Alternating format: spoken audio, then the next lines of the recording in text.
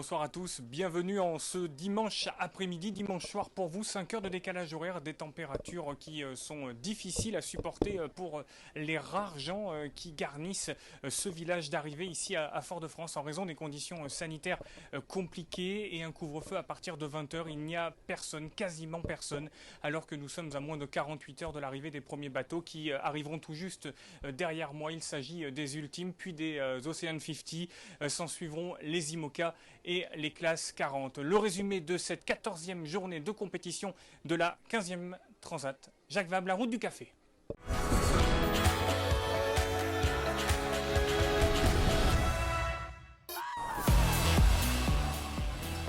À 48 heures de l'arrivée, ça vole chez les Ultimes. Regardez comme c'est beau!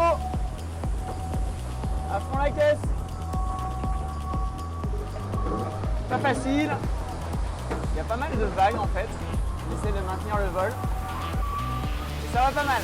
Allez, à bientôt, ciao ciao.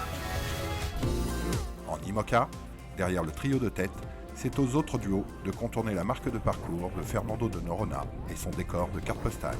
C'est beau, non? C'est magnifique. Faut revenir en vacances. Ouais, on a envie de s'arrêter, mais on va continuer quand même la Martinique. Un petit paradis, on prend plein les yeux, la mer est bleue. Magnifique. Ça rappelle les vacances. Autre classe, autres îles pour les classes 40. 14e jour de course et on passe au milieu de l'archipel du Cap-Vert. Ça fait plaisir de passer ici. On peut enfin mettre Clignot à droite. Et maintenant, on va en Martinique. En Ocean 50, l'heure n'est pas non plus au tourisme. Les empannages s'enchaînent, arrivée prévue demain soir en Martinique. Le Maxi Edmond de Rothschild mène toujours la danse en ultime. Chez les Ocean 50, Primonial contient ses poursuivants, mais l'écart se resserre.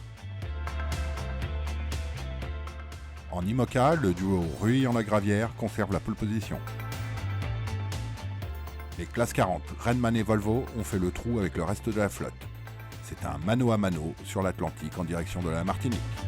Vous vous poserez certainement la question des néo-aquitains. Où en sont-ils? Sont-ils toujours d'ailleurs tous en compétition? Le résumé de la journée, Axel Toudic. Super journée pour l'un de nos néo-aquitains. Il s'agit du Rochelais Julien Pulvé et de son partenaire Yann Lipinski. Les deux hommes qui étaient 10e des classes 40 hier ont fait une magnifique remontée et pointent à la 3e place à seulement 38 000 de la tête. Toujours chez les classes 40, on retrouve la Rochelaise Amélie Grassi accompagnée de Marie Rioux à bord de la Boulangère Bio. Les deux femmes sont 11e, mais rien n'est joué. Elles ne sont que 70 000 derrière les leaders. Pour rappel, le natif de la Dordogne Quito de Pavan a abandonné cette route du café. Le HBF Reforest Action est sur la route du retour. Chez les IMOCA, pas de néo-aquitains dans le groupe de tête. On retrouve le vainqueur du dernier Vendée Globe, Yannick Bestaven, et son coéquipier Jean-Marie Doris à la 9e place à bord du Maître Coq. Plus loin, le Rochelais Arnaud Boissière et Rodolphe Seffo, skipper de la Micaline, sont 15e, place qu'ils occupent depuis plusieurs jours maintenant. Enfin, c'est toujours compliqué pour le revenant Antoine Cornic, skipper de l'Ebac avec Jean-Charles Lureau. Les deux hommes ferment la marche des IMOCA. On retrouve le sourire avec les Ocean 50 et le néo-aquitain Émeric Chapelier. Le co-skipper du Layton avec Sam Goodchild pointe à la 3e place et les skippers sont même au coude à coude avec le bateau qui les précède, le Coesio. C'est plus difficile pour les Girondins Quentin Vlaminck et la Rouquayrol, les skippers de l'Arkema 4, ils sont toujours 7e. On finit avec les géants des mers, les Ultimes, avec l'actuel Ultime 3, seul bateau néo-aquitain de la catégorie.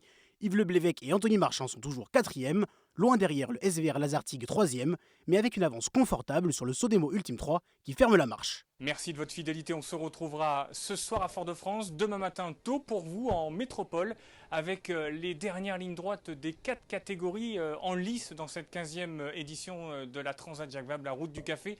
Merci de votre fidélité, à demain matin.